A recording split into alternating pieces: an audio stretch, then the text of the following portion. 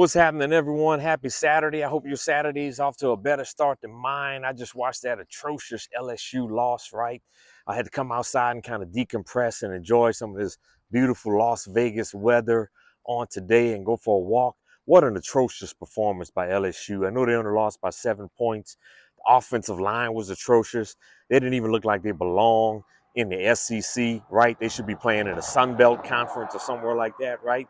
And then you look at that defense, horrible game plan by Blake Baker, LSU's defensive coordinator, right? You know Diago Pavia is going to have a lot of ad hoc plays. He's going to run in the pocket. And there was no spies. I didn't see any spies on him in the entire game. An atrocious game plan for the LSU defense, right? And look, if you look at Brian Kelly, the LSU's already got 2 losses this year. If you want to, there was only one team that made the college football playoff last year with 3 losses. So LSU basically has to win out. And that's not going to happen, right? This team is not that good. So if Brian Kelly doesn't make the playoff, which they're not, it's time for him to get his walking papers, right? Go get that job at Happy Valley, at Penn State. We got to get you out of Baton Rouge, man.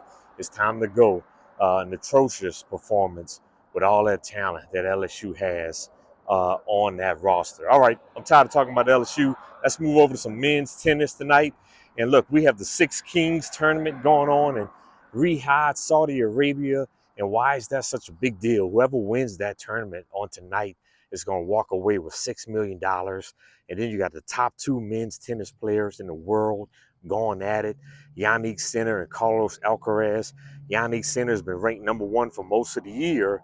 But when Carlos Alcaraz beat Yannick Sinner in the U.S. Open, he moved up to number 1, right? So this is a big deal for the rankings, world rankings, as well as a big deal to see who's going to win that $6 million on tonight. All right, Naomi Osaka in women's tennis, right? She just withdrew from the Japan Open, a leg injury in the quarterfinals. And look, she's starting to kind of revive her career a bit, so kind of disappointing that she won't be able to continue in the Japan Open. She made it to the quarterfinals in the U.S. Open, as she's starting to kind of revive her career. Let's move over to some college volleyball here. We got a lot of great matchups on tomorrow, in addition to a lot of good NFL on tomorrow, right? You got Pittsburgh at Louisville in the ACC. I'm going with Louisville in the matchup.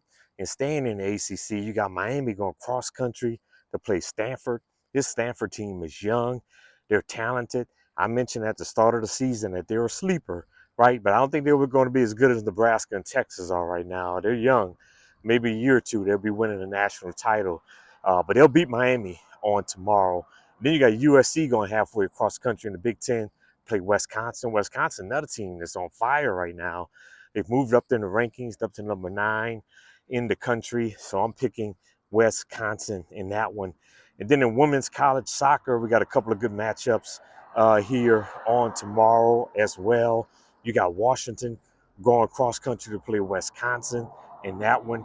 And I'm going with Wisconsin in that matchup as well. And then the Battle of Tennessee, right? SEC. You got Vanderbilt, who just beat LSU in football, going to play the Tennessee Volunteers in women's soccer on tomorrow.